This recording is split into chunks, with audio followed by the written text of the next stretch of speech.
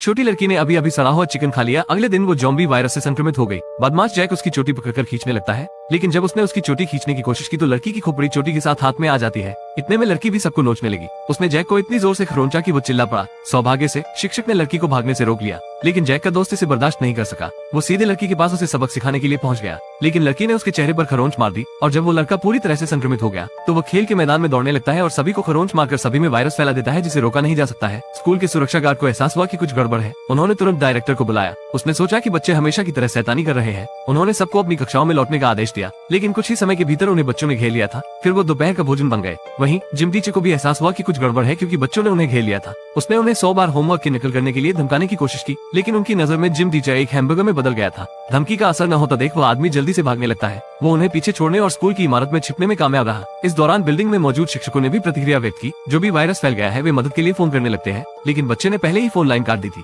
सौभाग्य से एक पुलिस वाले ने शोर सुना। वो स्कूल के गेट पर आ जाता है। ये देख सभी शिक्षकों को कुछ उम्मीद की किरण दिखने लगती है। मैंने ऐसी भयानक भेड़ें कभी नहीं देखी। ये कार को रोकने के लिए झुंड बनाकर खड़ी हो जाती है। जैसे ही भेड़ों के लीडर ने बुलाना शुरू किया, हजारों की संख्या में भेड़ें भीड़ की ओर भागने लगती हैं, फिर उन्हें काटने लगती है। एक आदमी को तो सीधे खा ही लिया गया। अभी कुछ दिन पहले वेंडी और रिचर्ड मीडो आए थे। उन्हें ऐसे लोगों का एक समूह मिला जो भयानक जैविक प्रयोग कर रहे थे।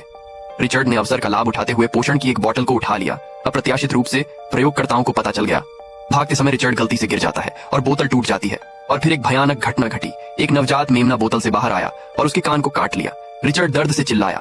मेमने को खींचने में उसे अपनी पूरी ताकत लगानी पड़ी। फिर मेमना रेंगते हुए घास के मैदान की ओर चला गया।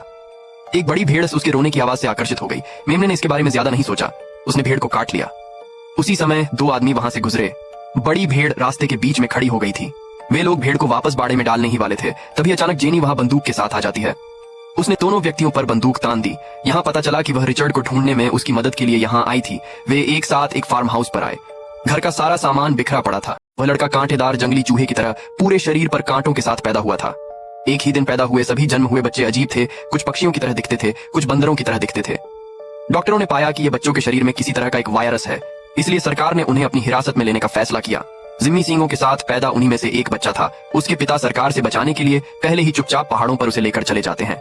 कुछ साल बाद जिम्मी बड़ा होकर बाहरी दुनिया के बारे में उत्सुक होने लगता है। जिम्मी गलती से बाड़ के बाहर कदम रख देता है। उसकी मुलाकात ऐसे शिकारियों से हुई जो ऐसे बच्चों को पकड़ने में माहिर है। उसके पिता ने उसे तहखाने में छिपा दिया, फिर अकेले ही दुश्मन से लड़ने निकल पड़ा। जब वह वापस लौटा तो वह बुरी तरह घायल हो गया और कुछ ही समय बाद उसकी मृत्यु हो गई। अपने पिता के अंतिम शब्दों के बाद जिम्मी को अपनी माँ की एक तस्वीर मिली जिस पर एक जगह का नाम था, इसलिए जिम्मी ने उसकी तलाश करने का फैसला किया। वह जंगल से बाहर निकला ही था कि उसने जमीन पर चॉकलेट का एक पैकेट देखा। उसने उसे उठाया और खा लिया।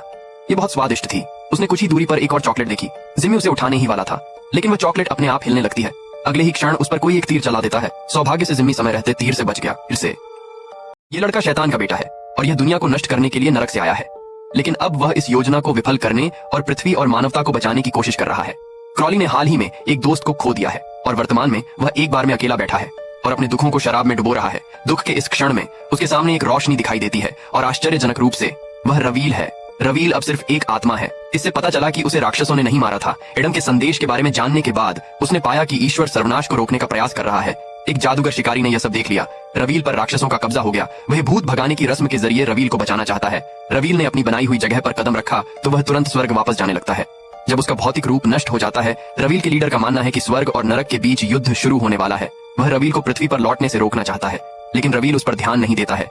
रवील ग्लोब के माध्यम से पृथ्वी पर लौट जाता है। फिर वह क्रॉली को सर्वनाश के स्थान के बारे में बता देता है। वह एक नए शरीर की खोज करने के लिए एयर बेस पर जाने के लिए कहता है। इस समय एक जादूगरनी ध्यान लगा रही थी, तभी रवील उसके अंदर सवार हो जाता है।